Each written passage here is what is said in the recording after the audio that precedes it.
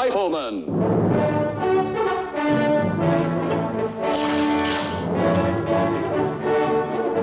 Starring Chuck Connors.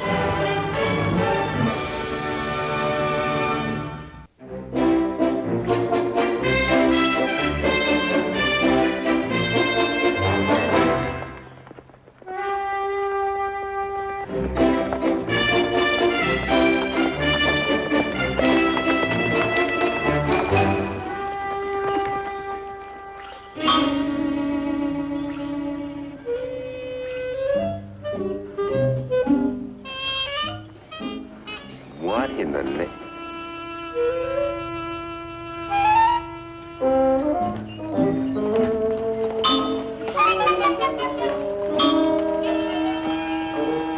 What are you doing up there? I am imbibing from this bottle of balm. Are you in trouble? A negligible amount. Well, waiting out here for help in the middle of nowhere, you could sit there the rest of your life. I figured someone would pass by this rock, otherwise it wouldn't be here. Next mule I have will drink only water. What? My drunken mule died of delirium tremens. By sheer force of sinew, I towed that wagon 3 miles, and then the wheel broke. What'd you do then? I selected a large branch, and I beat that wagon within an inch of its life.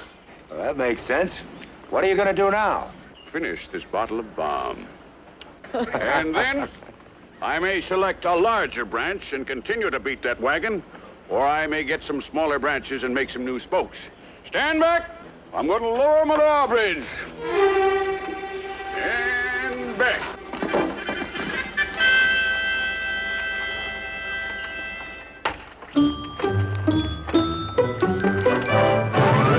Whoa! Stand back, son. No assistance required.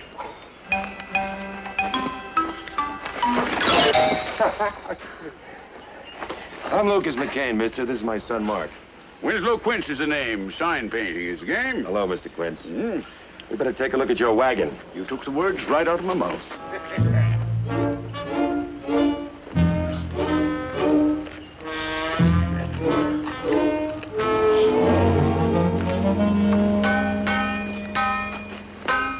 All this weight is what broke your wheel. Those are my spares. I figure whenever tire iron wears through, I just fit one of them on. All I gotta do is figure out how to bend it around and then stick them together. Where'd you get them? Found them out in the wilderness. Well, these are railroad tracks. You better give them back to the railroad. Railroads run on those bits of iron. Great Scott, I thought I'd found a mother lode. But let's talk about you. What are you gonna do about my wagon? Well, first I'm gonna get me a great big tree branch. Won't work. I've tried it. It'll work my way. Come on, son.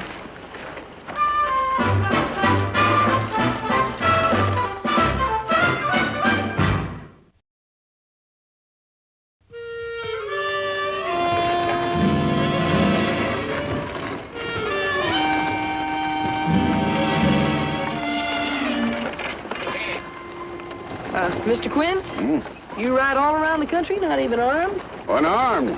Of course I'm armed. Armed like a one-man army, a veritable fortress, a light brigade. Why, challenging Winslow Quince is tantamount to setting the sun on the British Empire. Not a man for handguns, prefer a rifle, deadlier, accurater, harder to find. Ah! Here's me trusty fowl in peace.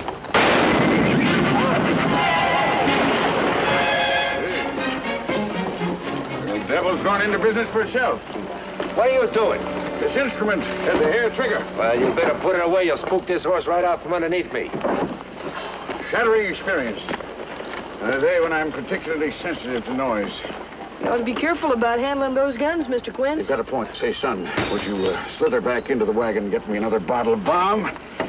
Right in the back, just inside the tailgate in that box. Yes, sir.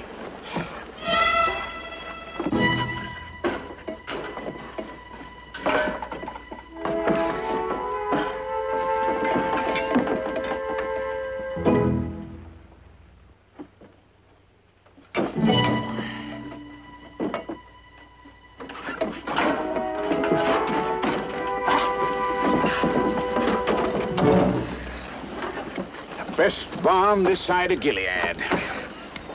Mr. Quince, that's just whiskey. Don't you be misled by the label, boy. I just put that on the bottles of balm to fool the patent thieves who are after the formula. Well, the way you make a face each time you take a dose, it doesn't look too good tasting. Horrible, absolutely ghastly. Well, then what's it good for? The epizootic chilblains, moist vapors, and the galloping clangs. Is any of that catching? Not until you're old enough for the bomb. Proceed.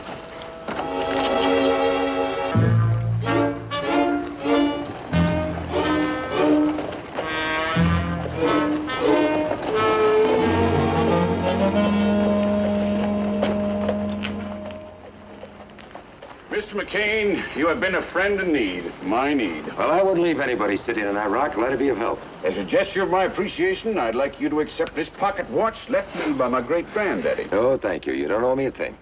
You're a true gentleman. I won't insult you by offering you any money. Of course not. However, I have here a little something for your son. Whoop.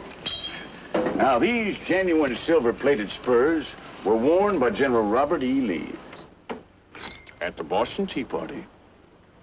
For your son, Mark. It's kind of you, Mr. Quince. I never use them, never straddle a horse. They were left me by my great-great-granddaddy. I'll tell you, Mark won't waste these on horses. I'm sure you'll save them for barn dances. Couldn't put them to better use. Oh. Goodbye, Mr. Quince. And a good day to you, Sirrah. Sirrah. Goodbye, boy. Bye, Mr. Quince.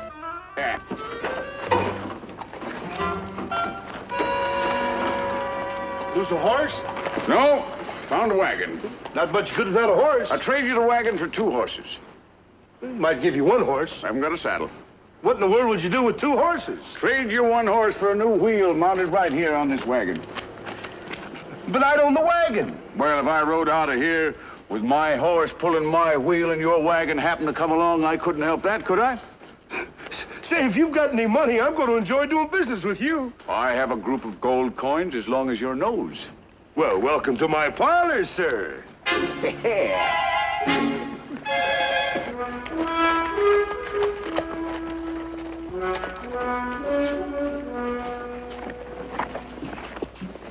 Lucas boy, Mark. Hello, Micah. How's your trip? Pretty dull, Micah, although we got top price for our 20 head.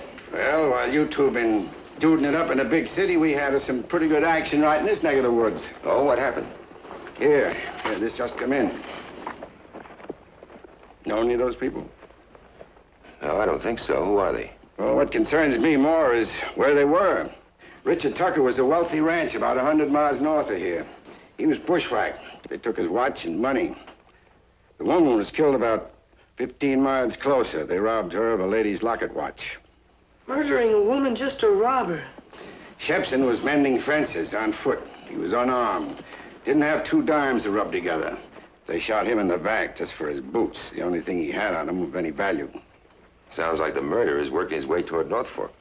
He's closer than that. Curtis and Barnes were working on the railroad gang, laying track. They were unarmed. They were paid off in newly minted coins and were on their way to North Fork to let off a little steam. That's less than 15 miles outside of town, Micah. I don't suppose you met any strangers along the trail. The killer was known to travel right over the route. No, we did run into a stranger, but I can guarantee you he didn't kill anything more than a bottle. We did see Matt Larson, though, when we hit Santa Fe. Matt Larson? I didn't know he was back in the territory. I'll have to send out a wire on him. See, if he's the killer and turns up around here, I hope I can hold the people back long enough for a trial. That's all they've been talking about lately. How about this stranger you said you met? A peddler named Quince. Like I said, he's no threat to anybody.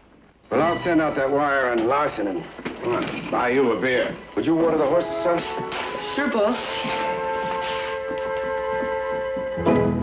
It appears to be satisfactory. Now, let's see. The agreed-on price was $20. The agreed-on price was $30. 20 for the wheel, 10 for the horse. Oh, yes, how forgetful of me. Now, in return, I shall paint you a nice $30 sign. I see it in New Gothic or perhaps Old I English with don't lots of- need a sign. Oh, well, then, very well. Come with me. I have here a selection of perfectly straight, high-grade iron. That's railroad steel. It can be cut into small portions and curled into horseshoes. Horseshoes I've got. Money I haven't.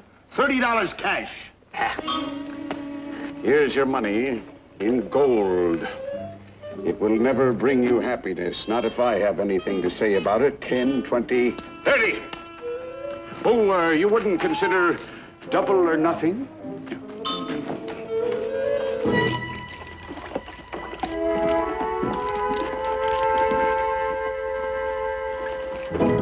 Something on your mind?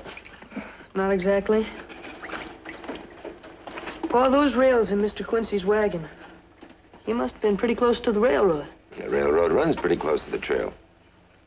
And these spurs. Micah was saying that fence mender didn't have anything except in a pair of boots. He must have been wearing spurs. Everybody on the range wears spurs, Mark. Yeah, but well, you know that gun that he showed us, the one that went off? Mm-hmm. Well, there's another gun in that wagon. I saw it. It's a handgun, Paul. Mark, do you think Mr. Quince is a killer? He could be. He was there. Well, so were we. Yeah, but he had a reason, Paul. Why there was all that money. Well, you're a pretty close man with $1 yourself. Why wouldn't he tell us anything about that extra gun? Well, maybe he heard about the killings. Maybe he was thinking the same things about us that you're thinking about him. Do we look like a couple of bushwhackers? The bushwhackers don't often look like bushwhackers, Mark. Now, come on, a few railroad tracks, spurs, a gun, they're all circumstantial, nothing really positive. And if there's no positive evidence, you've got to look at the accused man. You've got to say to yourself, is he the kind of man who'd really do this? Now, you look at Mr. Quince that way. Forget the evidence. What do you really think about him? Well, like you said, Paul, he doesn't look much like a bushwhacker. You mean that's one more piece of evidence against him? I'm just repeating your words.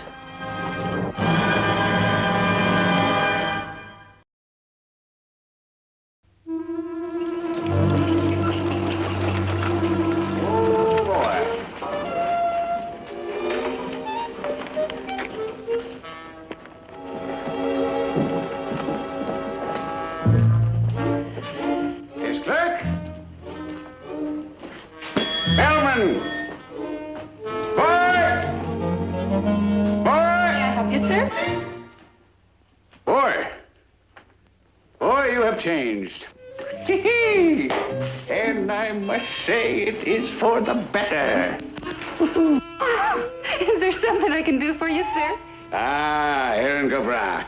Not of the old sort myself, but I admire you Irish country folk as the makers of balm. County Cork balm is the finest balm in all the land, all the world. Then it's here to reminisce you are. It's here to rent a room, I am. I see a sweet little something with a nice vista, something overlooking the coast. Well, there's the presidential suite at $2 a day. I'll take it.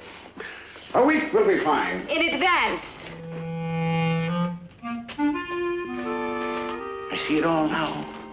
Across the front of your charming establishment, a $14 sign. The sign outside's only been there 2 months. That'll be $14. A penurious population, this lady's pocket watch is worth in excess of $20. Yours for a week's lodging. $6, 3 days. So you doubt the integrity of Winslow Quince? Well, feast your eyes on this genuine 21 Joule pocket chronometer. A family heirloom worth at least $20. $8, $6, $14. That'll make out your week. Tell me one thing, Mr. Quince. Where did you come by this watch? That watch was left me by a very wealthy gentleman who roomed with my parents. And what does the RT stand for? Rich tenant?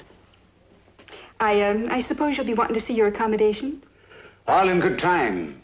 Could you direct me first to the local vintner? That is the nearest bomb constructor? Well, if you be having your balm a glass at a time, we serve gentlemen here. I want to buy it in quantity. It is better to have more and not need than to have less and want. Well, there's Swinney's Saloon right down the street. I go, but I shall return.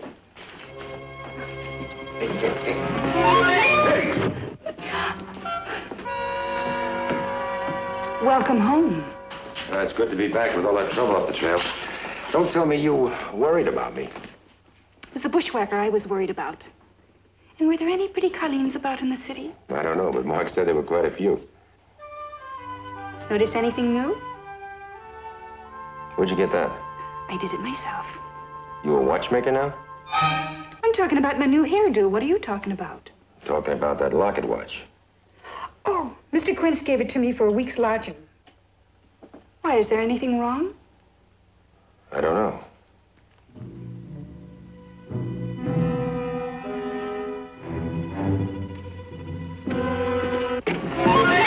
Great Scott, why don't you look where you're going? I make it a point of looking directly at the object towards which I am heading with... Oh, sorry, Marshal. Didn't notice the little twinkler. Just a minute.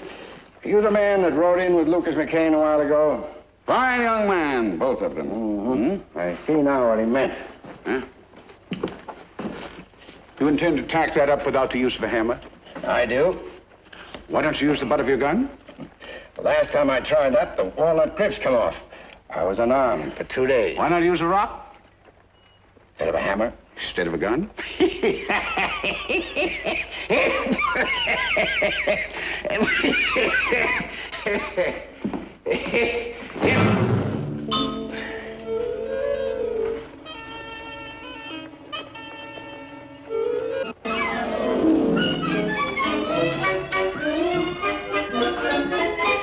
It was quite a mix-up. The red men scalped my horse, stole me, and massacred the cavalry. I had to cut my way through a writhing wall of Apaches with nothing but a paring knife. I expected I'd better have a keg of this bomb, too. What kind is it? Red-eye bomb. Red-eye. Well, I expected the largest since bomb is bomb. What's the tote? $58? 50. I can see it now. You can see what now? A $58 sign across the front of this business establishment in Roman style. No. I think a fine cursive italic. North Fork Saloon. I'll get the paint. I've got a sign. This is a cash deal. I've never run into such a money-grubbing community and one that doubted the power of advertising. I have here a genuine gent's diamond ring worth in excess of $100. Take it to your local jeweler if you don't believe me. I'll mind the store for you. Richard Tucker, murdered, known to be missing a watch and a diamond ring. Alice Dawn, murdered, known to be missing a lady's locket watch. Chub Shebson, murdered, known to be missing a pair of boots and probably the spurs that go with them. Now you belatedly tell me he had railroad steel, a 6-gun, and newly minted coins. These people were all murdered by a 6-gun, and he must have been near a railhead to get that steel.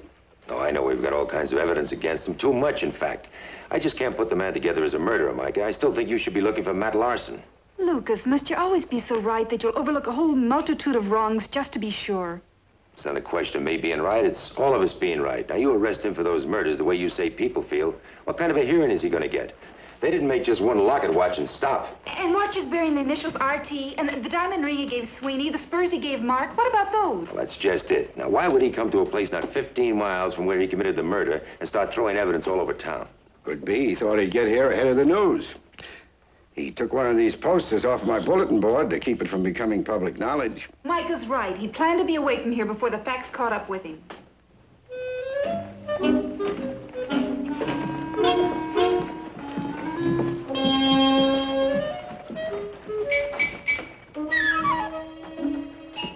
Well, Lucas, I guess you want him to ride out scot-free. No, I didn't say that, Micah, but the way you're talking, there's no need for a hearing or a trial. You might as well hang him. Good afternoon, Marshal. Miss, and you, Mr. McCain. It warms my heart to see such a gathering representative of the local citizenry. I see you've collected the trinkets. I suggested you retain them. I have every reason to believe that they may constitute very important legal evidence. Well, I'm glad you feel that way about it, Mr. Quince, because that puts us all in complete agreement. Now, would you like to make a statement? I certainly would. Remove your hands from my body. What is the meaning of this? You're under arrest. Upon what charge? Murder. I did not kill that man. What man? I am not at liberty to divulge what man I did not kill. I will speak only in the presence of my barrister. Show me to my room.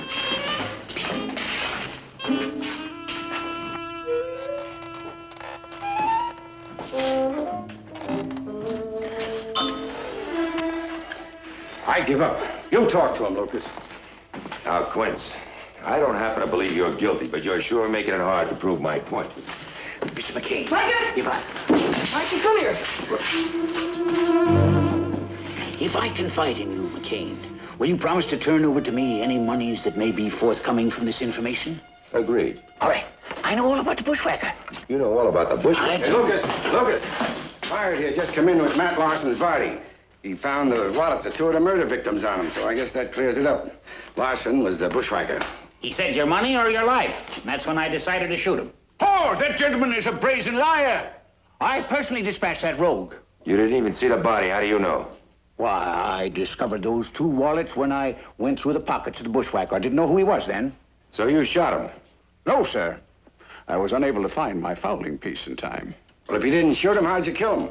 And how do you explain that bullet hole in him?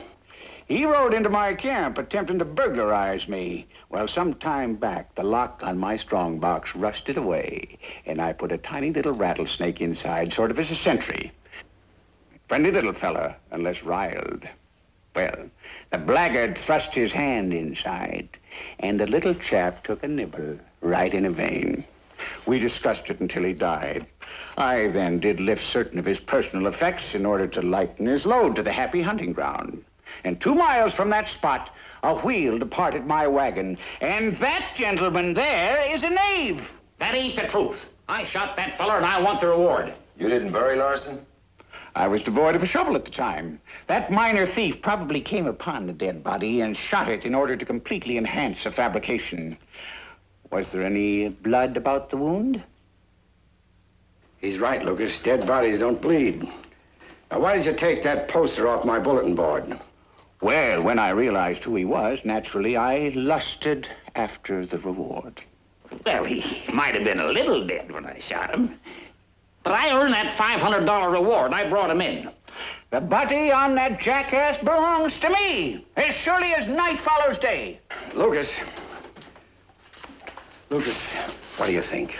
I don't know. They're both taking liberty with the facts. Well, they're both out for the reward. Maybe I better split it. I don't think there's anything else you can do. Yeah. Marshal, I knew that I could depend on you to uphold the principles of justice. I knew you wouldn't be swayed. Say, how do you cut a notch in a snake? I brought in that killer. He was the victim of a snake to which I hold clear title. Now, listen here, you two. There's a reward, and you're both going to split it and be happy about it. Or you'll share this jail cell. What do you do for a living? I am sole owner and operator of a gold mine. The Paiute Princess. Say that again. The Paiute Princess? Paiute Princess. Oh, I can see it all now. See what? A $250 sign across the landscape. The Paiute Princess. What's your full name? Pyrite Rand. Pyrite Rand Prop. I spell it all out, proprietor. Oh, what a sight. People will come from miles around merely to gape. The 8th wonder of the world. Ah, what a sign I will paint for you. What color paint?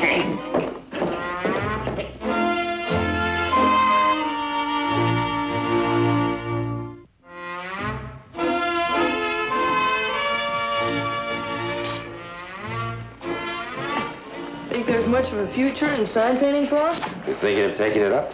Oh, I don't know. Mr. Quince has made $500 in one day at it. Don't be carried away by the glamour, boy. Sometimes I'll go 2, even 3 days without making $500. What in tarnation is that? Bastille, named after a very famous French hoosgow, needs one more touch.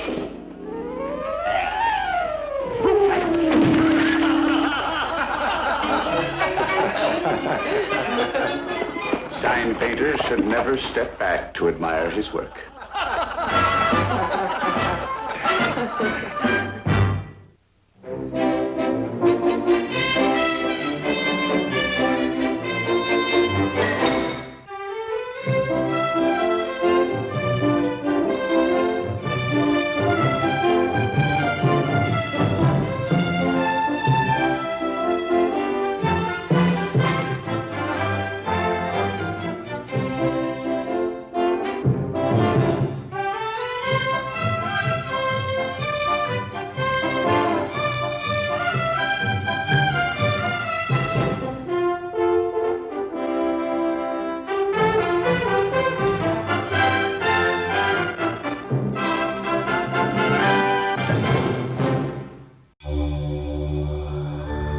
Bye.